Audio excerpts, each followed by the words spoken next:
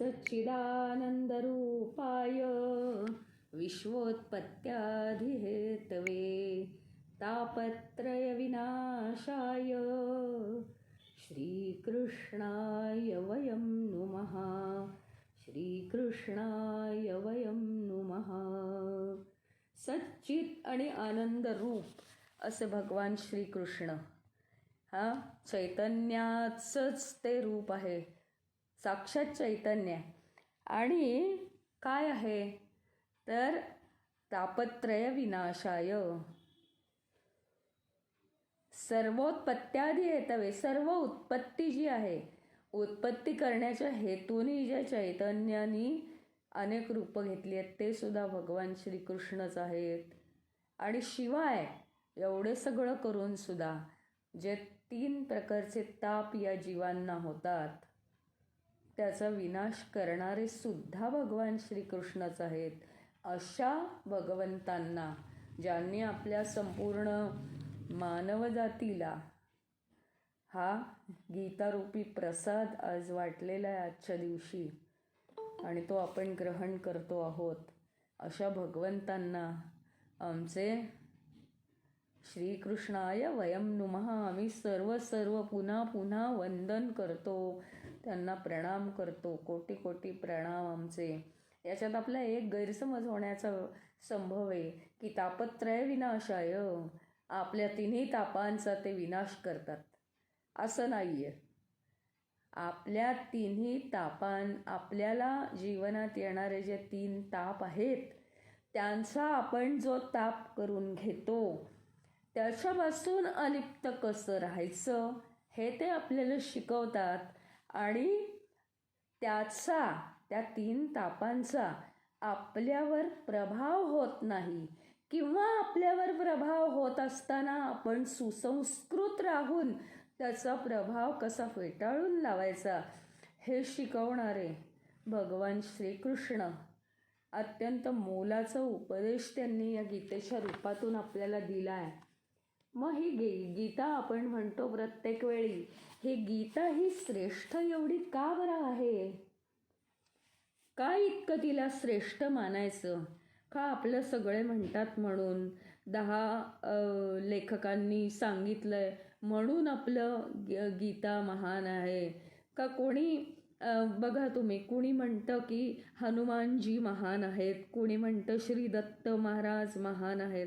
तसं कुणाच्या भावनेने गीता महान आहे का? तर नाही, ती सिद्ध झालेली आहे. मानव का निर्माण झाला आहे माहिती का? मानवच काय, खरं म्हणजे सगळे जीव हे तेवढ्याचसाठी निर्माण झालेले आहेत की आपला उद्धार करून घेण्यासाठी. पण सगळ्यात जास्त उद्धाराचा अधिकार हा मानवाला आहे. आणि म्हणून मानवाच्या अधिकाराचा आपण मानवाच्या उद्धाराचा आपण इथे विचार करतो. तर या मानवाच्या उद्धारासाठी 3 महत्त्वाचे मार्ग आहेत. एक उपनिषदांद्वारे उद्धार होऊ शकतो. दुसरं म्हणजे ब्रह्मसूत्र, आणि तिसरं म्हणजे भगवद्गीता. उपनिषदांमध्ये काय आहेत तर मंत्र आहेत, आपल्याला माहिती आहे. ब्रह्मसूत्रांमध्ये काय सांगितलं आहे उद्धारासाठी, तर काही सूत्र म्हणले, त्यांनी जीवनाचा उद्धार कसा होणार आहे. आणि भगवद्गीतेमध्ये श्लोक आहेत. भगवद्गीतेमध्ये भगवंतांनी श्लोकाच्या रूपात सांगितलं आहे. हे जरी श्लोक असले तरी सुद्धा भगवद्गीतेला उपनिषदांचा दर्जा प्राप्त झाला आहे, आणि म्हणून त्या श्लोकांना मंत्रांचा दर्जा आहे असं म्हटलं जातं. प्रत्यक्ष भगवंतांची ती वाणी आहे, आणि म्हणून हे मंत्रच आहेत नव्हे तर मंत्रांच्याही पलीकडे. उपनिषद काय आहेत माहिती का? योगी, साधना करणारे असे जे अधिकारी आहेत त्यांच्या उद्धाराची साधनं म्हणजे उपनिषद. ब्रह्मसूत्र काय आहेत तर ती सूत्र आपल्या बुद्धिमत्तेच्या योगाने विवेक करून करून आपल्या जीवनामध्ये ती आधी उतरवणं आणि मग त्या दृष्टीने उद्धार करणं, हा ब्रह्मसूत्रांचा उद्देश आहे. तर सर्वसामान्यात सर्वसामान्य अशी जी माणसं आहेत त्यांच्या उद्धाराचा मार्ग भगवंतांनी अगदी म्हटलं ना की अर्जुनाने एखादा प्रश्न विचारला तर भगवंतांना भरता यायचं. ते फक्त अर्जुनाच्याच बाबतीत नाही आहे, इथल्या प्रत्येक जीवाच्या बाबतीत त्यांना तसंच आहे. आणि त्या मातेच्या ममतेनीच त्यांनी भगवद्गीतेची रचना केलेली आहे आणि त्यांना ही भगवद्गीता स्वतःच्या वाणीनी वाचेनी सांगावीशी वाटली आहे. काय झालं माहिती का, म्हणजे हे सगळं आपण म्हणतो मग इतकं जर भगवंतांनी आम्हाला गीता सांगितली आणि आम्हाला जर आमच्या उद्धाराचा मार्ग सांगितला, मग आमची ही अधोगती कशी झाली? मग का बरं ही अधोगती आमची का बरं होऊ दिली? आमची अधोगती होण्यासारखी परिस्थिती का बरं भगवंतांनी निर्माण केली? असे अनेक प्रश्न आपल्याला येऊ शकतात, लोक विचारतात. पण मग जर या विश्वातली साधनं आपल्याला आकर्षित करतात, मग ही साधनं का बरं आमच्यासाठी निर्माण झाली आहेत? तर काय झालं, गंमत झाली. म्हणजे आता हे पहा, काय असतं, माणसाला मन आहे, खूप सिद्धांत पचत नाहीत. मग काय सांगितलं जातं, पुराणकथा सांगितल्या जातात. त्या पुराणकथा खोट्या नसतात, त्या समजावून सांगण्याच्या दृष्टीने अतिशय मार्मिक असतात. मग काय झालं, जसं आपण म्हणतो ना, ब्रह्मदेवाला वाटलं आपण अनेक व्हावं. तसंच आहे की सृष्टीच्या सुरुवातीला, सृष्टीच्या आरंभी काय झालं की भगवंतांना वाटलं, श्रीकृष्ण भगवानांना वाटलं की मी एकटा आहे, मी आता खूप रूपांनी प्रकट झालं पाहिजे. ही त्यांची खुशी आहे फक्त, की काय होतं आहे, मला कंटाळा आला आहे, मग खूप माणसं पाहिजेत, म्हणून मी आता काय करू, उत्पत्ती कशी करणार, तर मीच स्वतः, कारण पॉवर भयानक आहे, सगळंच निर्माण करण्याची पॉवर आहे ना त्या चैतन्यामध्ये, त्या स्वरूपामध्ये. असे हे भगवंत, त्यांनी अनेक रूपं घ्यायचं ठरवलं, अनेक रूपं प्रगट केली त्यांनी. आणि असं त्यांनी मनात संकल्प केल्याबरोबर भगवंतांची खूप रूपं तयार झाली. आता भगवंताचं मूळ स्वरूप काय आहे, नारद भक्तिसूत्रात दिलेलंच आहे ना सगळीकडे. मूळ स्वरूप काय आहे भगवंताचं, तर प्रेम. प्रेम हीच भक्ती आहे, प्रेमस्वरूपा. भक्ती म्हणजे फक्त प्रेमस्वरूप. तर मूळ प्रेम हेच जर भगवंताचं स्वरूप आहे, ते या विश्वामध्ये पुरून भरून राहावं असं भगवंतांना वाटलं. कारण काय आहे माहिती का, की कारण त्याचं एकच आहे की बिना प्रेमाची ही पृथ्वी काय होईल, कोरडी होईल एकदम, त्यात काही तथ्य राहणार नाही. आणि म्हणून त्यांनी प्रेमानेच तर अनेक रूपं घेतली आणि इथं प्रेम पुरून भरून राहावं असं त्यांना वाटलं. मग त्यांनी काय केलं माहिती आहे, लीला केली. त्यांनी अनेक लीला केल्या, त्याच्यापैकी ही एक लीला केली की या विश्वामध्ये ज्याप्रमाणे अनेक रूपं ही फक्त काही माणसांची नाही घेतलेली आहेत, रूपं ही फक्त माणसांची घेतलेली नाहीत, तर वस्तू, घटना, हे सगळं म्हणजे जड वस्तू वगैरे, चल अचल, सगळ्यांची त्यांनी रूपं घेतली. आणि मग काय झालं, या प्रेमाची आता देवाणघेवाण होण्यासाठी त्यांनी आपलीच 2 रूपं तयार केली भगवंतांनी. त्याला म्हणायचं श्रीकृष्ण आणि श्री राधा. ही 2 रूपं तयार झाली, स्वतःच ते 2 रूपांमध्ये ते प्रगट झालेले आहेत. आणि मग लीला करण्यासाठी त्यांनी काय केलं, एक खेळ मांडलाय त्यांनी. आता मला सांगा, खेळाची जर रचना करायची झाली तर 2 बाजूंनी आपल्याला 2 जण पाहिजेत की नाही, विरोधी खेळाडू हवेत की नको, नाही तर काय मजा आहे हो खेळायची, काहीच मजा नाही ना, एकटं काय खेळायचं, 2 विरोधी खेळाडू हवेत. मग तुम्ही कोणताही खेळ घ्या ना, चेस घ्या, कॅरम घ्या, पत्ते घ्या, काहीही करा, पण 2 पार्टीज पाहिजेत आणि समोरासमोर विरोध असे खेळाडू पाहिजेत असं त्यांनी ठरवलं आणि लीला करायला सुरुवात केली. मग काय झालं, या सृष्टीमध्ये खूप जीव पण होते ना निर्माण झालेले. मग खेळायला खेळाडू पण पाहिजेत. आणि काय केलं, खेळ ते खेळणार कसे? मग त्यांना स्वतंत्रपणे आपली बुद्धी चालवण्यासाठी त्यांच्यामध्ये बुद्धी घातली, विचार करण्याची क्षमता येण्यासाठी मन घातलं आणि त्यांनी स्वतंत्रपणे खेळावं, कोणाची काळजी न करता, असं भगवंतांनी सगळ्यांना रूप दिलं. आणि मग काय झालं की आता ह्याच्यामध्ये गंमत काय झाली बघा. एका बाजूला बसून भगवंत आहेत, एका बाजूला भगवंत बसलेत, दुसऱ्या बाजूला राधा बसली आहे आणि अनेक माणसं पण राधेच्याच बाजूला बसलेले आहेत, कारण भगवंत एकटे बसणार आहेत.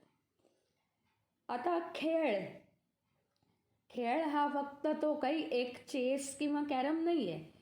खेळ हा संकेत आहे. हे सगळं विश्वातल्या वस्तू आहेत, या सगळ्या विश्वामध्ये वस्तू आहेत. हा खेळ खेळता खेळता झालं काय, सगळ्या जीवांना वाटायला लागलं हे समोर भगवंत आहेत हे त्यांना कळेच ना हो, मी हरतोय. कारण स्वतंत्र बुद्धिमत्ता, स्वतंत्र विचार करण्याची क्षमता आहे त्यांच्यामध्ये. मी हरतोय, मला अजून चांगलं खेळलं पाहिजे. असं करता करता त्या खेळातल्या वस्तू या माझ्या आहेत, तो डाव उचलून तर पळून जायला लागले. एकट्या राधेचं लक्ष खेळात नव्हतंच, फक्त भगवंताकडे तिचं लक्ष होतं आणि ती फक्त भगवंतामध्ये रमली होती. आणि मग काय झालं माहिती आहे का, सगळ्यांची कुणाची हार होत होती, कुणाची जीत होत होती. खेळाला काय हारण्या जिंकण्याशिवाय गतीच नाही आहे. भगवंत मजा म्हणून, मोठी माणसं, वडील अगदी छोट्या छोट्या मुलांशी कसे खेळतात, स्वतः हारण्यासाठीच तर ते खेळतात, मजा म्हणून खेळतात, मुलांनी जिंकलं पाहिजे म्हणून खेळतात. इथपर्यंत ठीक आहे हो, पण हे जीव आहेत ना, हे तर खेळण्यासाठी जीवाची स्वतःच्या तडफड करायला लागले. ज्या भगवंतांनी हा खेळ मांडून दिलाय त्यांनाच ते मूळ विसरून गेले. आणि मग काय झालं माहिती आहे का, या जगामध्ये गंमत अशी झाली की विरोधी गुणांची माणसं एकत्र यायला लागली. तिथे त्यांना भांडाभांडी करून जिंकणं आणि हारणं हाच खेळ मुळे आवडायला लागला. जिंकलं की त्या सगळ्या खेळातल्या वस्तू घेऊन जायच्या, हारलं की त्या वस्तूंविषयी तळमळ करायची. हे आता त्यांना वाटायला लागलं. आणि काय झालं की त्या खेळाला ह्याच्यामुळे गती आली, हे खरं आहे, खेळाला गती आली, पण जीवाची गती जायला लागली. काय झालंय, सगळे हे जीव जे आहेत ते एकमेकांचे प्रतिस्पर्धी झालेले आहेत. मला जिंकायचंय. त्यांच्यामध्ये हे करता करता स्पिरिट राहिलं नाही. कधी मी हारलो तर चालेल, कधी जिंकलो तर चालेल, हेही ते विसरलेले आहेत. आणि आता काय झालंय की सगळे एकत्र येऊन त्यांचं फक्त खेळाकडेच लक्ष आहे. त्याच्यामुळे गंमत अशी झाली की इथे आपण आलो आहे कर्म करायला. कर्म करण्यासाठी म्हणजे खेळ खेळण्यासाठी ही साधन आहेत, हे ते विसरून गेलेत. खेळ खेळण्यासाठी चेस आहे, चेस बोर्ड आहे, चेस सोंगटे आहेत, खेळ खेळण्यासाठी कॅरम आहे, खेळ खेळण्यासाठी पत्ते आहेत, ते माझे होण्यासाठी नाही आहेत. खेळ संपला की ते पत्ते तिथेच ठेवायचे आहेत. कर्म करण्यासाठी ही साधन आहेत या जगामध्ये, झाली की ती शेल्फवर ठेवून द्यायची आहेत, हेच ते विसरले. आणि झालं काय तर कर्माचा तोल आता सांभाळला जात नाही. कर्मसुद्धा आपल्याला खेळच वाटायला लागली. त्यातनंही मला हरायचं आहे, त्यातनंही मला जिंकायचं आहे, त्या कर्मामधनं सुद्धा मला दुःख वाटतंय, त्या कर्मामधनं सुद्धा मला सुख वाटतंय, असं आता प्रत्येकाला वाटायला लागलेलं आहे. आणि नुसतंच त्यांची स्पर्धा सुरू झाली आहे. भगवंताकडे कोणत्याही जीवाचं लक्ष नाही. आणि त्याच्यामुळे काय झालेलं आहे, द्वेष, क्षोभ त्यांच्या मनामध्ये निर्माण झाला, सगळ्याचा विसर पडलाय. आणि म्हणून फक्त राधा आणि भगवंत यांचीच एक जोडी राहिली आहे. जो भक्त प्रेमाचं आवरण आपल्या भोवती निर्माण करतो, ते प्रेमस्वरूप भगवंत असल्यामुळेच काय होतं, तिथे ते आकर्षित होतात. आणि म्हणून फक्त राधा आणि भगवंतांची लीला ही प्रेमपूर्ण लीलाच आहे, केवळ लीला आहे, केवळ खेळ आहे, खेळापुरता तो खेळ आहे. सगळ्याबद्दल प्रेम असणं हे खूप छान आहे, पण त्याच्याबद्दल आकर्षण आणि आसक्ती असता कामा नाही. खेळाच्या सगळ्या वस्तू या खेळासाठी आहेत, कुणाच्या मालकीच्या त्या नाहीच आहेत. त्याच्यामुळे सगळे जीव भगवंताला विसरले. आणि आता काय झालंय, भगवंताचं जेव्हा त्यांना स्मरण होणार आहे, वस्तूंचा मोह तेव्हाच त्यांचा कमी होईल. आणि मग आपल्या लक्षात येईल काय आहे बघा, ते लहान मूल असतं ना, त्याला काय एका हातात बिस्किट, एका हातात चॉकलेट, आणि नंतर त्याला केक दाखवला तर ते पण त्याला हवं असतं. मग अरे मोठी माणसं म्हणतात, अरे 2 हातात 2, आता तिसरं कसं देणार, तरी ते रडतं. मग काय होतं, हळूच हातातलं चॉकलेट सुटतं त्याच्या, आणि मग त्याला केक.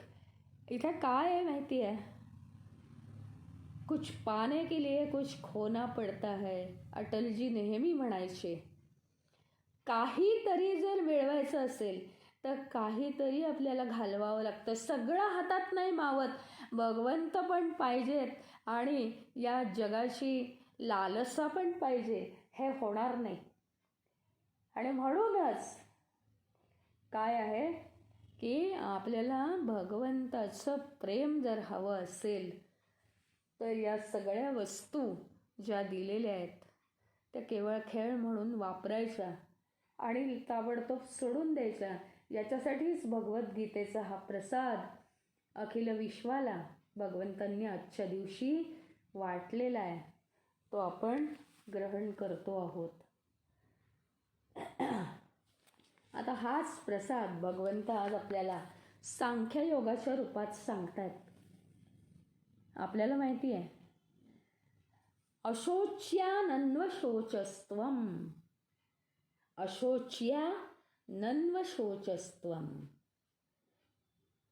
म्हणजे काय, शोच म्हणजे शुच, शोच म्हणजे शोक करणं. आता या जगामध्ये ना वस्तूंचे 2 प्रकार आहेत. भगवंत काय सांगतात या ओळीवरून की शोक करण्यासारखं या जगात काही नाहीच आहे. मग ते आता ते सिद्ध करतात. काय म्हणतायत भगवंत, या जगात 2च प्रकार आहेत वस्तूंचे, जीव आणि चैतन्य. जीव आहे आणि चैतन्य आहे. जडवस्तूंमध्ये जीव नाही मान्य आहे, पण चैतन्य आहे. आणि जीवांमध्ये जीव आहे आणि चैतन्य पण आहे, नुसतं जीवाला काही किंमत नाही. चैतन्य हे कसं आहे, अविनाशी, सिद्ध करतायत या जगात शोक करण्यासारखं काही नाही. मग जीव आणि चैतन्य, म्हणजे जड आणि चैतन्य. या जगात शोक करण्यासारखं काही नाही म्हणजे काय, तर यातलं हे जे चैतन्य आहे हे प्रथम कसं आहे, अविनाशी आहे. त्याचा तर विनाश होतच नाही. ज्याचा विनाशच होत नाही, आमच्या हातातनं जे कधीच जाणार नाही आहे, त्या बाबतीत आम्ही काय आहोत, आम्हाला दिलासा आहे. कधीच नाश पावत नाही. मग त्याचा शोक काय करायचा, त्याचा शोक करण्याचा प्रश्नच नाही आहे.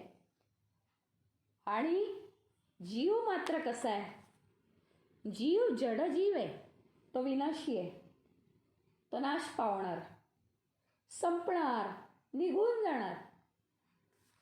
आता जो निघून जाणार त्याचा शोक करायचा आहे का, निघून जाणार त्याचा शोक करायचा आहे का. एक मनुष्य आहे, घटना काय आहेत माहिती का, काही थोड्या काळापुरत्या आणि काही फार मोठ्या काळापुरत्या. घटना सेमच आहेत, सारख्याच आहेत. एक मनुष्य आहे, सकाळी ऑफिसला जातो, घरातनं तो निघून जातो, म्हणून शोक करण्यासारखं काही आहे का. आता हा मनुष्य मला खूप वेळ भेटणारच नाही, नाही तो संध्याकाळी परत येणारच आहे. ही एक छोट्या काळाची घटना. मोठ्या काळाची घटना काय आहे, तर मनुष्य गेला समजा, शोक करण्यासारखं काही नाही, तो कालांतराने अवतरणार आहे दुसऱ्या देहाच्या रूपात, दुसऱ्या जीवाच्या रूपात, किंवा तो अगदी मुक्तच झाला तर अणुरेणूच्या रूपात तो अवतरणार आहे. म्हणजे काय आहे, कल्पना आपल्या विस्तारल्या पाहिजेत.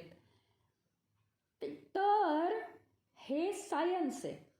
परंतु जो जीव निघून जाणार आहे, हे बघा माहिती आपल्याला. हां, आपण समजा आजच्या दिवसापुरती भाजी केली, कारण आपल्याला माहिती आहे ती काय आहे, विनाशी आहे, त्याचा नाश होतो. आता एखाद वेळेस अंदाज चुकतो आणि त्यातनंही काय होतं, फ्रीजमध्ये टाकायची राहिली. हो, आता माझीच मेमरी खराब आहे ना, आता काय करणार, इलाजच नसतो, भाजी खराब झाली. यात दुःख आहे का, नाही नाही, आता ती खराब होणारच आहे, कारण माझी स्मृती नाही आहे फ्रीजमध्ये टाकायची. म्हणजे जे खराब होऊ शकतं. आता बघा, मी कुठे गावाला गेले, 1 वर्षसुद्धा टेबल तसंच राहील ना, त्याचा विनाश भाजीच्या संदर्भात नाही आहे. त्याचा विनाश भाजीच्या सापेक्ष त्याचा विनाश नाही आहे. जेवढ्याच गोष्टीत आपण पाहिलं तर आपण काय म्हणतो, ज्याचा विनाश होतो आम्हाला माहिती आहे, त्याचा शोक काय करायचा, त्याचा शोक करण्याचा प्रश्न नाही. आणि जे अविनाशी आहे ते नाशच पावणार नाही, तर त्याचाही शोक करण्याचा प्रश्न नाही. मग शोक करायचा कशाला, शोक कसा करायचा, करण्याचं कारणच नाही आहे, मग का करतोय आम्ही शोक. आता दुसरं एक उदाहरण भगवंत, उदाहरण नाही आहे, अक्षरशः सांख्ययोगाचे सिद्धांत आहेत. काय सिद्धांत आहे, अशोच्यानन्वशोचस्तम न अनुशोचस्त्वम. काय आहे, एक परब्रह्म आहे आणि एक जड आहे, दोन्हीचाही शोक करण्याचा संबंध नाही. एक नाश पावतं, ते नाशच पावणार आहे, त्याचा नाशाकडेच त्याचा प्रवाह आहे. मग त्याचा शोक काय करणार आम्ही, त्या हातातनंच निघून जाणार आहे मुळी. आणि दुसरं, त्याचा नाशच होणार नाही, त्याचा शोक करण्याचा प्रश्नच येत नाही. सिद्ध केलं, सिद्धांत, जबरदस्त सिद्धांत आहे हा. दुसरा एक सिद्धांत सांगतायत, या सिद्धांतांना, भगवंताच्या सिद्धांतांना काही समजावून सांगण्याची गरज तरी आहे का हो. काय पॉवर आहे, गतासून अगतासूंश्च. दुसरा सिद्धांत, गता आसून म्हणजे गेलेले आहेत, आधीच जे मृत्यू पावलेत, जे आमच्या आधीच आम्हाला माहितीच नाही अहो, कितीतरी जण गेलेले आहेत. आमचे त्यातलं काय पूर्वज म्हणजे, आणि दुसऱ्यांचे कुणाचे काय, पृथ्वीवरती आजपर्यंत कितीतरी जीव गेलेले आहेत. हां, आजपर्यंत कितीतरी जीव गेलेले आहेत. त्यांचा आपण हे करण्याचं कारण काय, शोक करण्याचं. अगता सूंश्च, जे आता गेलेले नाही आहेत, जे आहेत शिल्लक आहेत, त्यांचा तरी शोक करण्याचं काय कारण? कारण काय माहिती का? जे आता गेलेले नाहीत, जे जिवंत आहेत, जे जागृत आहेत, त्यांचाही त्या जीवांचा गुणधर्म काय आहे हो? जीव आहे, जिवंत आहे म्हणजेच मृत्यू आहे. त्यांचा हे गुणधर्म मृत्यूच आहे. तर जे आज आधीच गेलेले आहेत ते गेलेलेच आहेत, त्यांचा काय शोक करायचा? आणि जे जातील पुढे त्यांचा तरी शोक का करावा? कारण ते जाण्याच्याच पंथावर आहेत. म्हणजे जीव जन्माला आला म्हणजे त्याचा जन्मानंतर एक एक दिवस कमी होत जातो जीवनाचा. पण ते त्यांनी जीवन निगेटिव्ह रीतीने जगू नाही, म्हणून वाढदिवस या रूपाने पॉझिटिव्हली ते आपण हे करतो, त्याचं संमेलन करतो. परंतु हा सिद्धांत समजवून घेण्यासारखा आहे की ज्याचा जो गुणधर्मच आहे, काही मृत्यू पावले ते आधीच होऊन गेले भूतकाळात, आता त्याचं शोक करण्याचं कारण नाही, कारण ते आमच्या हातातच नाही. पण आता जे आहेत त्यांचाही मूळ गुणधर्म मृत्यू हाच आहे. जीवाचा गुणधर्म मृत्यू. मग आता आम्ही काही वेगळं करायचं आहे का हो? हे बघा, पाणी वाहत वाहत आलं, आम्ही बसलोय जमिनीवर, पाणी आमच्या खाली आलं. शोक करण्याचं कारणच काय आहे? आमचं एक तर लक्ष नव्हतं आणि दुसरं पाण्याचा गुणधर्म आहे ओलं करणं. मग काय केलं आम्ही काय केलं त्याच्यात? शोक काय करणार? हातातून ग्लास पडला, शोक करण्याचं कारण काय? काचेचा गुणधर्म आहे फुटणं, आणि आमच्या हाताचा गुणधर्म आहे कधीतरी वस्तू हातातून पडणं. सगळे पंचमहाभूतात्मक आहेत. कोणत्याही गोष्टीत शोक करण्याचं कारण नाही आहे. एक जड आहे, एक चेतन आहे. पुन्हा रिव्हिजन आहे. एक जड आहे, एक चेतन आहे, एक विनाशी आहे. जे जड आहे ते विनाशी आहे, चेतन आहे ते अविनाशी आहे. जे जड आहे त्याच्यामध्ये विकार उत्पन्न होतात, कमी जास्तपणा, लहान मोठेपणा, संकुचितपणा, प्रसरणपणा निर्माण होतो. आणि जे चेतन आहे ते अविकारी, कशाचाच परिणाम होत नाही. जड आहे ते परिवर्तनशील आहे, सतत बदल. काय तुम्ही त्याला धरून ठेवणार मला सांगा? सतत बदल, इतके बदल होतात की पुढे ते आम्हाला ओळखूही येत नाही. आणि चेतन आहे ते अपरिवर्तनशील, कशानीच ते बदलत नाही. मग आपल्याला माहिती आहे की जड आहे ते नाशवंत आहे. मग होऊ दे ना त्याचा नाश, शोक कशाला आहे? नाशवंत होण्याचाच त्याचा गुणधर्म आहे, मग शोक कसला? आणि जे चेतन आहे ते अपरिवर्तनशील. मी जर चैतन्य आहे तर माझ्यात काय बदलच नाही आहे कसला, तर चिंता करण्याचा प्रश्नच काय येतो? शोक कशासाठी?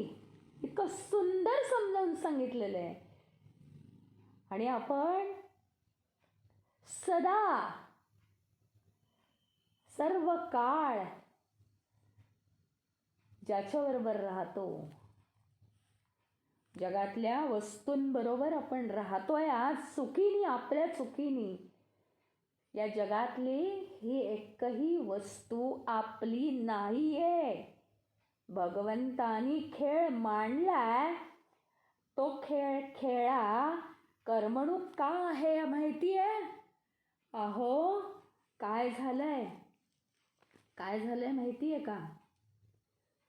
की मस्ती केली म्हणून लहान मूल ते पडलं, त्याला खोक पडली आहे, गुडघ्याला लागलंय, खूप रडू येतंय.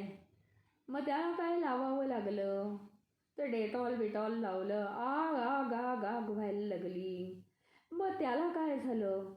त्याला हे करण्यासाठी, त्याला रिझवण्यासाठी वेगवेगळी हातात खेळणी द्यावी लागली, खिडकीजवळ बसवावं लागलं, बाहेरच्या गोष्टी रमवाव्या लागल्या त्याला. तसं केलंय भगवंतांनी, आपल्यावर प्रेमाचा वर्षाव केलाय. पूर्वजन्मातली जी सगळी कर्म आहेत राहिलेली आपली, ती पूर्ण करण्यासाठी आज आपल्याला इथे जर पाठवलेलं आहे.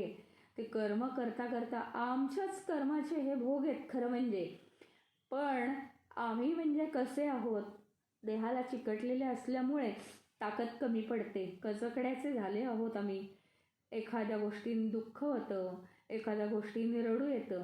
मग यांना सगळ्यांना रमवण्यासाठी, रिझवण्यासाठी या जगातल्या वस्तू, एक तर त्या वस्तू कर्म करण्यासाठी पण काही साधन आहेत, आणि काही वस्तू ज्या आहेत त्या आपल्याला आपलं मन रिझवण्यासाठी हा खेळ मांडलाय सगळा. एकूण एक आपल्यावर उपकार आहेत, आणि ते फक्त काय करायचं आहे, आपण इथे असंपर्यंत खेळायचं. तो सोंगट्यांचा खेळ तिथेच ठेवायचा आहे. तो खेळ संपला की दुसरीकडे जायचं, दुसरा खेळ खेळायचा, पुन्हा कर्म, पुन्हा आपला होमवर्क करायचा. होमवर्क आहे आपलं ही कर्म म्हणजे. आणि ती झाली की पुन्हा मन रिझवण्यासाठी ग्राउंडवर जायचं, काय करायचं, पण कशातही भोग घ्यायचं नाही, हे भगवंतांचं म्हणणं आहे. एकही वस्तू खेळातली आपली नाहीये, ही आपल्याला आता सवय लागली पाहिजे. खेळ खेळण्यासाठी हे बघा, खेळ खेळण्यासाठी आपल्याला कॅरम बोर्ड द्यावा लागतो की नाही, खेळ खेळण्यासाठी सोंगट्या द्याव्या लागतात. अहो, पण एखाद्याला हात नसतील तर तो सोंगट्या कशा फिरवणार. मग या सोंगट्या खेळायला हाताची बोटं उत्तम दिली आहेत, डोळे उत्तम दिलेत. म्हणजे हा आपल्या कर्मांचा आणि सगळ्या जीवनाचा खेळ खेळण्यासाठी आपल्याला शरीर दिलंय भगवंतांनी. तर ते शरीरसुद्धा साधन आहे इथे खेळण्यासाठी. शेवटी हा खेळ, हा देह, ही बोट, हे सगळं इथेच ठेवून जायचं आहे. काही त्याचा शोक करण्याचं काहीही कारण नाही. आणि काय आहे, शरीर. चूक आता कुठे झाली आपली, हे जे आपलं शरीर आहे ना, ते पंचमहाभूतात्मक आहे. आणि हा जो संसार आहे, ही सृष्टी आहे, ही पण पंचमहाभूतात्मक आहेत. हे दोघं काय झाले, हे दोघं काय आहेत, एकाच स्वभावाचे आहेत, सजातीय आहेत, एकाच स्वभावाचे आहेत. म्हणून त्यांचं एकमेकांवर प्रेम झालेलं आहे, शरीर आणि संसार. पण हा जो शरीरी आहे, शरीरी म्हणजे काय, देह आणि देही असा, किंवा देहीन म्हणतात त्याला, देह चालवणारा. तसा हा शरीरी, तो परमात्मा आहे शरीर चालवणारा. आणि खरं तर हा परमात्मा जो आहे ना, हा परमात्मा चैतन्य म्हणजे मूळ चैतन्य, आणि हा आपला देहीन, हे एकाच जातीचे आहेत. आणि म्हणून आपण शरीराला मी मानतो तेव्हा आपण संसारात बुडतो, आणि आपण परमात्म्याला जेव्हा मी मानतो तेव्हा आपण काय होतं, अलिप्त होतो. शरीराला मी मानलं की संसारातले निवासी होतो आपण, रहिवासी होतो. चैतन्याला मी मानलं की आपण चैतन्याचे निवासी होतो. भगवंत नाही का म्हणत, ममई वांशो जीवलोके. लोके म्हणजे या विश्वामध्ये हे जे जीव आहेत, हे सगळ्यांमध्ये माझाच, मम एव अंशः, या सगळ्यांमध्ये माझाच अंश आहे. आणि शरीर काय आहे, शरीर मृत्यू आहे. शरीर काय आहे, मृत्यूच आहे ना, ते मृत्यूमध्येच राहतं शरीर. आणि आम्ही भगवंतांचे अंश म्हणजे चैतन्याचेच अंश, आम्ही चैतन्यामध्ये राहतो. आम्हाला शोक करण्याचं काही कारण आहे का? आम्हाला दुःख होण्याचं कारण आहे का? अजिबात नाही. पुढे काय सांगतायत? मात्रा स्पर्शास्तु कौंतेय. अतिशय अर्थ आहे बरं का. मात्रा, मात्रा म्हणजे काय आहे? मात्रा कशाला म्हणतात माहिती आहे? इंद्रिय, अंतःकरण यांना मात्रा म्हणतात. मात्रा म्हणजे काय माहिती आहे? सूक्ष्म भाग. म्हणजे पंचमहाभूत आहेत ना, त्या पंचमहाभूतांच्या ज्या तन्मात्रा आहेत त्याला म्हणतात सूक्ष्म भाग. त्या सूक्ष्ममुळे सूक्ष्म शरीर बनलेलं आहे. तर ही इंद्रिय आणि हे अंतःकरण म्हणजे मनबुद्धी या ज्या तन्मात्रा आहेत, हे सगळे या मात्रांच्या स्पर्शाने जे जे जाणलं जातं ते आहे मात्रा स्पर्शाहा. मात्रांच्या स्पर्शाने म्हणजे मन, बुद्धी, इंद्रिय यांच्या स्पर्शाने काय काय जाणलं जातं? अक्षरशः या पृथ्वी तलावरचं सगळं जाणलं जातं. जे जे आपण बघतो ते सगळं जाणलं जातं. तर म्हणून हे मात्रा स्पर्शा आहेत, त्यांना मात्रा स्पर्श म्हणतात. आणि हे सगळे कसे आहेत मग? जे जे आपल्या इंद्रिय मनबुद्धीने जाणलं जातं ते आहेत मात्रा स्पर्श, मात्रेने स्पर्श होणारे. तर ते सगळे कसे आहेत माहिती आहे? सगळे पंचमहाभूतात्मक. म्हणजे काय? ते नक्की शीत किंवा उष्ण दोनच अनुभव ते देणार. एकतर सुख नाहीतर दुःख. शीत म्हणजे सुख, आपल्या मनाप्रमाणे अनुकूल परिस्थिती, आणि उष्ण म्हणजे दुःख, प्रतिकूल परिस्थिती. म्हणजे आपल्याला काय होतं? प्रतिकूल परिस्थिती आली तर हवंसं आहे ते नकोसं वाटतं, आणि नको आहे आपल्याला तेच आपल्या नशिबाला आलं तर ते दुःख वाटतं. पुढे ते सांगतात आगमापायिनो. आगम मग या वस्तू कशा आहेत त्याच्याबद्दल ते सांगतात. आगम म्हणजे येणारं, अपायिनं म्हणजे जाणारं. म्हणजे या सगळ्या ज्या वस्तू आहेत ना, ज्या आम्ही इंद्रिय मनबुद्धीने जाणतो त्या एक तर पंचमहाभूतात्मक आहेत. आणखीन त्या कशा आहेत तर शीत उष्ण अनुभव देणाऱ्या आहेत. आणि एकतर त्या सुख किंवा दुःख दोनच देतात. सुख दिलं तर आपल्याला दुःखाचा नंतर येणारा दुःखाचा त्रास होतो, आणि सुखानंतर दुःख, दुःखानंतर सुख हे येतच. दुःख दिलं तर त्या वर्तमान काळात दुःखाचा आपल्याला त्रास होतो. सुख दिलं तर भविष्यात येणारा दुःखाचा आपल्याला जास्त त्रास होतो. एकदम खड्ड्यात पडल्यासारखं वाटतं, सुखाची सवय होऊन जाते. दुसरी गोष्ट म्हणजे हे यांना काय आहे? आगम आणि अपायिनं आहे. येणं आणि जाणं यांना, बाकी काही सांगूच नका. सारखे येतात आणि निघून जातात. आल्याचं सुख देतात आणि घटकाभर सुद्धा ते सुख आमच्या डोळ्याला दिसायच्या आत पापणी लवते ना लवते तोच ते निघून जातात. आणि हे पाहण्याची सुद्धा आमच्यात क्षमता नाही आहे. त्यांच्यामध्ये हे जे येण्या जाण्यामुळे जे परिवर्तन होतं तितकं पाहण्याची सुद्धा सूक्ष्मता आमच्यात नाही आहे. स्थूल रूपाने त्यांचं येणं जाणं आहे आणि सूक्ष्म रूपाने ते अनित्य पण आहेत. अनित्य म्हणजे सतत त्याच्यामध्ये परिवर्तन होत आहे, बदल होत आहे. प्रत्येक क्षण म्हणजे काय माहिती का? काळ आहे. प्रत्येक क्षण म्हणजे काळ आहे. तो क्षण संपला की तो काळ संपला, काळ बदलला. आणि अशा सूक्ष्मतेने शरीरात पण आमचं परिवर्तन होत आहे. शरीरात परिवर्तन होत राहत आहे कारण आपण निर्माण झालो आहे. म्हणजे निर्माण झालेली प्रत्येक वस्तू नाशाकडे त्याचं परिवर्तन असतं. हे बघा, एका ठिकाणून एक वस्तू निघाली, अंताकडे आली, त्याचं हलणं संपलं म्हणजे झिरो झालं, ठप्प झालं. विज्ञानाच्या दृष्टिकोनातनं त्याची गती शून्य. जन्माला आल्यात म्हणजे त्या वस्तू मृत्यूच्या अवस्थेला जात आहेत. जागृतपणीचा अनुभव आहे आपल्याला, बाल्यापणीचा अनुभव आहे. हा मग काय होतं, बाल्यावस्था, बाल्यावस्थेचा मृत्यू होतो. मग किशोरावस्था येते, किशोरावस्थेचा मृत्यू होतो. तरुणावस्था, तरुणावस्था जाते, वृद्धावस्था. इथपर्यंत आम्हाला पटतं.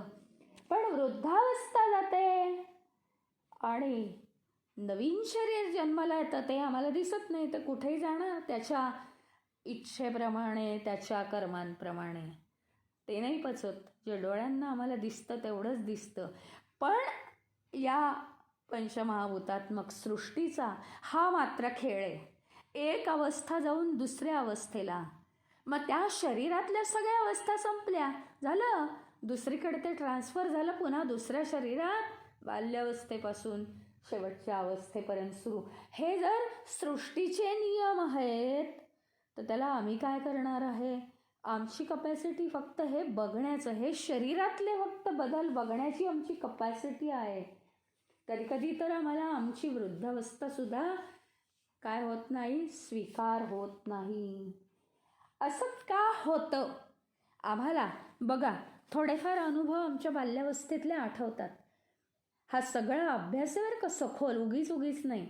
थोडेफार अनुभव आम्हाला किशोरावस्थेतले, तरुणावस्थेतले, मी तरुण होतं तर असं करत होतं, तसं करत होतं, आता काही राहिलं नाही असं वाटतं. पण आम्हाला गतजन्मातलं का बरं स्मरण राहत नाही? इतकं मार्मिक सांगितलं, इतकं मार्मिक. काय होतं माहिती का, या सगळ्या ज्या अवस्था आहेत ना, त्या एका शरीरात राहतात. या सगळ्या अवस्था एका शरीरात बदलत असतात सगळ्या, आणि त्याच्यामुळे आम्हाला ते स्मरण राहतं. परंतु होतं काय माहिती का, की थोडा वेळ हे शरीर जेव्हा नष्ट होतं आणि दुसरं चालू होतं, त्यावेळी मोठा धक्का बसतो. आता हे बघा, ऐका, तरुण अवस्थेतनं आपण वृद्धावस्थेत हळूहळू जायला लागल्यावर आपली स्मृती जशी कमी होते. कारण काय होतं, आपल्याला जरा धक्के बसतात. अरे, मला एवढा आत्ता कालपर्यंत चांगलं येत होतं, आता माझा गुडघा वाकत नाही, मला चालता येत नाही, असं आपल्याला वाटायला लागतं. आणि सुरुवातीला काय, होईल, नीट होईल, सगळं दुखणारं व्यवस्थित होतं. नंतर पुढे पुढे ते हातातनंच जातं. मग धक्के बसायला लागल्यावर स्मृती हळूहळू कमी होते. पण जो एक हे आहे, ठाम मनुष्य आहे, त्याची स्मृती कमी होत नाही. असेही कित्येक वृद्ध बघितलेले आहेत, किंवा आनंदाने राहणारे वृद्ध बघितलेले आहेत. आता इथेही तोच प्रकार आहे. एक शरीर नष्ट झाल्यानंतर तो जो हे असतो ना, तो चैतन्याचा अंश आहे ना, तोच राहतो. परंतु एक मोठा धक्का स्वीकारावा लागतो आणि नाविन्य येतं एकदम. त्यामुळे ती स्मृती पूर्णच नष्ट होते. म्हणजे काय होतं, की जो जीव निघून जात असतो या देहामधून, काहीही म्हणा, म्हणजे तुम्ही त्याला शब्द अपुरे आहेत, शब्दांमध्ये चुका होऊ शकतात, पण ज्या देहातून चैतन्य जात असतं त्याला जर आश्चर्य वाटत असेल, धक्का बसत असेल, तर त्याला मागच्या जन्मातल्या जन्मातल्या गोष्टींची स्मृती राहत नाही. परंतु जो शांततेने, अरे हे सगळं स्वीकारच आहे, असंच व्हायचंय, चला भगवंता सगळं झालेलं आहे, शांतपणे न्या. त्याला भगवंत कसे नेतात हे सुद्धा दिसेल. त्याला सगळ्या गतजन्मातल्या गोष्टींचं स्मरण असतं आणि म्हणून सतत भगवंतांचं स्मरण, भगवंत मला उचलून नेतील व्यवस्थित, हे पाहिजे आपल्याला. आपल्याला काय आहे याचं स्मरण ठेवलं पाहिजे, की ही जी मनुष्य योनी आहे ही आपल्याला सुखदुःख भोगण्यासाठी मिळालेली नाही, खेळामध्ये रमण्यासाठी मिळालेली नाही, तर सुखदुःखातनं बाहेर पडायचं आहे आणि परमशांती मिळवायची आहे. त्या गतजन्मांच्या कर्म जी राहिलेली आहेत, आपण केलेली प्रारब्ध कर्म, ती कर्म पूर्ण करायची आणि त्यातनं जी सुखदुःख निर्माण होत आहेत ती आपण भोगत न बसता परमेश्वराची आराधना केली की ती परमशांती आपल्याला हळूहळू मिळवायची आहे, वाट्याला यायला पाहिजे आपल्या. याच्यासाठी आपल्याला हे जीवन आहे. आता इथे ना भोगाचा एक महत्त्वाचा मुद्दा मला सांगावासा वाटतो की इथे आपल्याला काय होतं माहिती का, अनुकूल वस्तू प्राप्त होतात. म्हणजे हा आहे ना एक व्यवहार आहे. आपल्याला अशा व्यवहारात जर जाता आलं तर आपल्याला या सोप्या सोप्या गोष्टी आचरणात आणता येते. अनुकूल वस्तू आपल्याला मिळाल्या म्हणजे मी काही एखादी इच्छा केली आणि ती मिळाली, किंवा मला आवडणारी, मला आवश्यक असणारी गोष्ट मला मिळाली समजा, किंवा मला पाहिजे होती तशी घटना समजा मिळाली मला. हां, तर ती मला काय होतं, मला लगेच वा वा वा मी सुख भोगायला लागते. मला म्हणजे त्याचा मोह निर्माण होतो, लालसा निर्माण होते की अजून आपल्याला छान हे असंच राहिलं पाहिजे, असंच राहिलं पाहिजे. आता हा जर मोह आपल्या मनात भरून राहिला तर होतं काय माहिती का, ती जी अनुकूलता आपल्याला प्राप्त झाली आहे, ती अनुकूलता का प्राप्त होते तर आपल्याला आहे ना हे जे कर्म करताना ताण पडतो ना, तो ताण कमी करण्यासाठी कधी कधी आपल्याला अनुकूलता मिळालेली असते. त्या अनुकूलतेचा सदुपयोग आपल्याला जर करून घ्यायचा असेल आणि शक्ती कमवायची असेल, परमशांती मिळवायची असेल तर आपल्याला त्या मोहात अडकून चालत नाही. म्हणून आपण आपल्याला अनुकूल गोष्टी प्राप्त झाल्या तर त्या तशाच्या तशा आपल्या जीवनामध्ये फळं मिळतातच ना. फळं खायची आहेत पण भूक भागवण्यासाठी त्यांच्या रसामध्ये आपणच रसाळ होऊन राहायचं नाही आहे. फळांना खुशाल रसाळ होऊ दे. भोग लोलूप मन जे असतं ना आपलं, की अनुकूलता आपल्याला आली आहे, मनासारखं झालेलं आहे, भोग घेण्याची जी मनामध्ये शक्ती भरून राहते, ती शक्ती आपल्यामधली जी परमशांती निर्माण करण्याची शक्ती आहे ती शोषून घेते. प्रतिकूलता जर आपल्याला आली, दुःख व्हायला नको आहे. कारण काय, त्या प्रतिकूलतेचा अर्थ आम्हाला समजला आहे का. तुम्हाला समजा एक सांगितलं, समजा एका लहान मुलाच्या पायात काटा गेला आहे बरं का, पायात काटा गेलेला आहे. आता तो काटा काय झालं, खेळता खेळता खूपच खोल गेला, ठणकायला लागलं. रात्री तो आला वडिलांकडे, काटा काढून द्या. आता इतका खोल गेला आहे काटा, ते आपले कोरायला लागले, सुईनी कोरतायत कोरतायत, त्याचा पाय दुखतोय, मूल रडतंय बरं का. आता खूपच काटा खोल गेलाय, नको बाबा काढायला, बाळ रडतंय. असं करतात का ते? नाही. कारण काटा कितीही खोल असू दे आणि काटा काढताना रडायचा तर तो आत्ता रडू दे, पण काटा निघाला तर त्याचं ती जे सणसण आहे पायाची ती पूर्ण बंद होईल आणि काटा का शरीरात राहू द्यायचा आहे.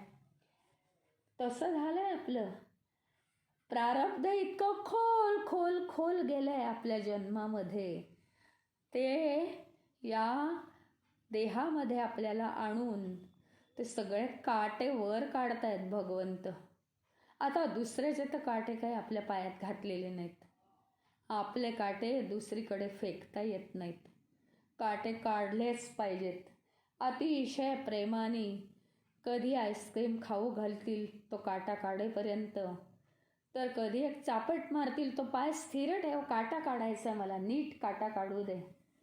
अशा रीतीने जर आपण इथे जन्माला आलेलो आहोत तर सुख दुःख भोगणं रडणं हे काय आहे, कशासाठी, कोणासाठी, स्वतःसाठी रडायचं आहे का आपल्याला?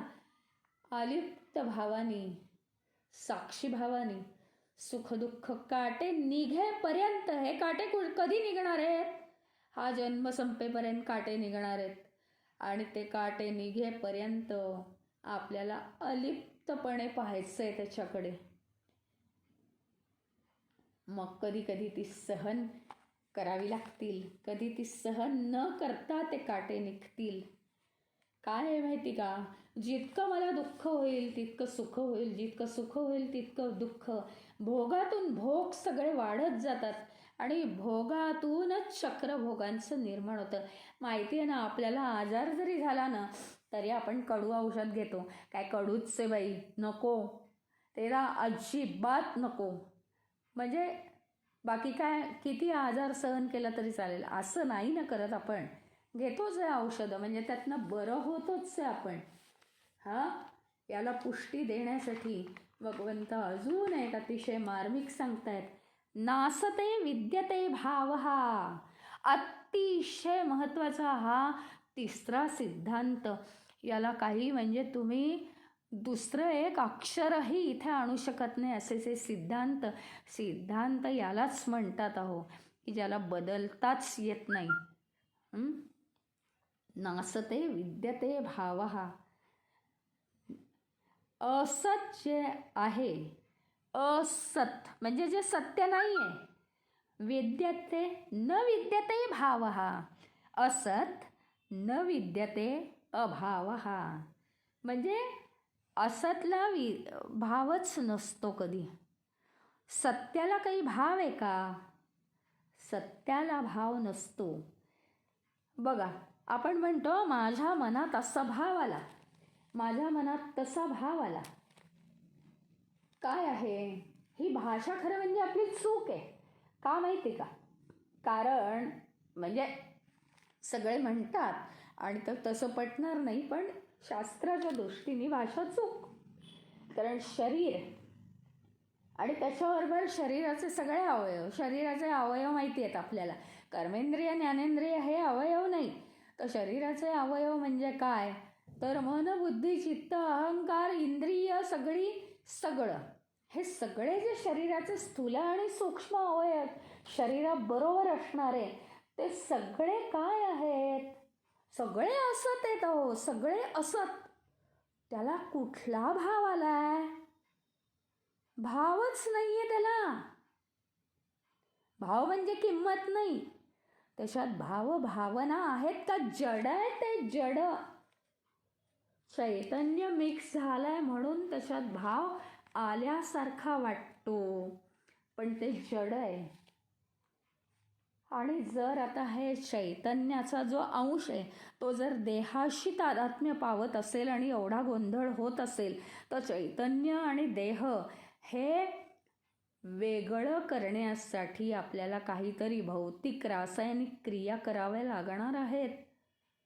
आपले विचार आपल्याला बदलावे लागणार आहेत, की ज्या विचारांनी आपण तादात्म्य पावलोय ते विचार उलट्या दिशेने आपल्याला फिरवायला लागणार आहेत. आता बघा, हा देह जो आहे असत का म्हटलेलं आहे?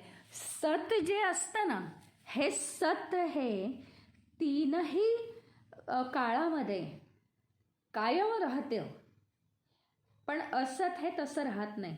आता हा जो देह आहे ना, हा देह जन्मण्याच्या आधी, निर्माण होण्याच्या आधी नव्हता. मृत्यू झाल्यानंतर सुद्धा हा देह नाहीये जो मी पाहते आत्ता, तो देह मृत्यू झाल्यावरही नाही. वर्तमान काळात तर प्रत्येक क्षणी त्याचा क्षयच होतोय, म्हणजे त्याचा नाश होत चाललाय हळूहळू. म्हणजे काय आहे? अभाव आहे तो, अभाव. भावच नाहीये त्याच्यामध्ये.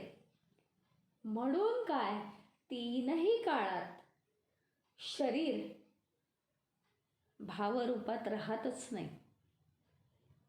काय झालंय माहिती का, शरीर हा संसाराचाच भाग आहे, सिद्ध केलाय. संसाराचा एक छोटा अंश झाला होतो. तुम्ही म्हणाल हे काय आमचं कन्फ्युजन करतीये? परमेश्वराचा मगाशी सांगितलं ममैवांशो जीवलोके, भगवंत म्हणतात माझा अंश आहे. काय झालंय, कोर्टात केस चालली हो, इकडे भगवंत आहे तिकडे संसार आहे, गंमत झाली आहे.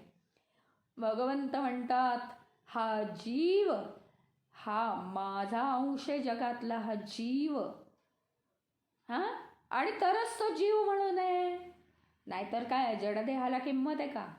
आणि काय संसार म्हणतो हा जीव माझा अंश आहे. आपलं पारडं जर संसाराकडे वळलं असेल तर काय होतं माहिती आहे? संसार जिंकतो ती केस. संसार पंचमहाभूतात्मक आहे. आणि हा जीव जेव्हा संसाराकडे कलेल, जडतेकडे कलेल, आपले विचार जेव्हा जडत्वाकडे जातील, त्यावेळी होतं काय माहिती आहे का? मी देह आहे हा भाग येतो. आणि देह जड आहे, संसार जड आहे. संसाराला असलेली सुख दुःख, येणं जाणं हे सगळं देहाला चिकटतं. आणि देह म्हणजे मी म्हटलो म्हणून मला चिकटतं. बस इतकं सोपं आहे.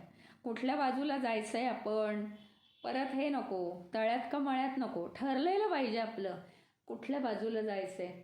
आणि तेच जर आपण सत्यत्वाकडे गेलो, मम एव अंशः जीवलोके, तो भगवंताला म्हणावं लागतंय की या विश्वातला प्रत्येक जीव हा माझाच अंश आहे. अहो नाही, आम्ही म्हटलं पाहिजे ना, मी भगवंताचा अंश आहे आणि मी आता भगवंतामध्ये विलीन होणार, आम्ही म्हटलं पाहिजे. मी भगवंतच आहे आम्ही म्हटलं पाहिजे. म्हणून दुसरी ओळ आहे, दुसरं चरण आहे, ना भावो विद्यते सतः. जे सत आहे, जे सत आहे तिथे न अभाव, अभाव न विद्यते सतः. म्हणजे काय? अभावच होत नाही. जिथं सत्य आहे, जिथं सत्यत्व आहे तिथे कशाचाच अभाव नसतो. आणि जिथे असत आहे तिथे भावच नाही आहे. भक्ती भाव कसलंच काहीच नाही आहे. संसार नसताना आपल्याला संसाराची प्रचिती का येते अत्यंत महत्त्वाचं आहे. याच्यामध्ये सिद्ध करून दाखवलेलं आहे की जी आपल्याला साधनं दिलेली आहेत, साधनं म्हणजे काय? वस्तू, व्यक्ती, घटना वगैरे सगळं या विश्वातलं. परंतु त्याच्याही पलीकडे जाऊन साधनं आम्ही मानत नाही, पण जी साधनं दिलेली आहेत, मन, बुद्धी, चित्त, अहंकार, इंद्रिय, कर्मेंद्रिय, ज्ञानेंद्रिय, सगळं ही सगळी साधनं ही पंचमहाभूतात्मक आहेत. आणि सगळी साधनं, सगळी उपकरणं ही सुद्धा संसारच आहेत. संपलं आता काही नाही. त्या संसारातल्या वस्तूही संसार आहेत आणि संसार खेळण्यासाठी असलेली साधनं पण संसारच आहेत. मग फक्त स्वरूपाला संसार नाहीये. आणि स्वरूपाला संसार नाही आहे, स्वरूप हे स्वरूपच आहे. आणि म्हणून स्वरूपाला संसार दिसतच नाही. म्हणजे काय आहे माहिती का? अतिशय महत्त्वाचं गोष्ट इथे आपण ध्यान केलं, साधना केली की जिथे इंद्रिय, मन, बुद्धी ही सगळी साधनं, हा सगळा संसार आपल्या देहामधला, देहासकट याचा जेव्हा अभाव होतो ध्यानामध्ये, तेव्हा संसार नक्कीच आपल्यातनं निघून जातो.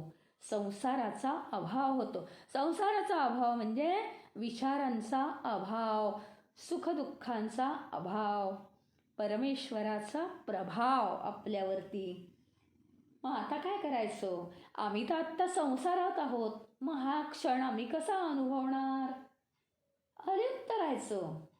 आता तर आपल्याला संसार करावा लागतो, अलिप्त राहायचं.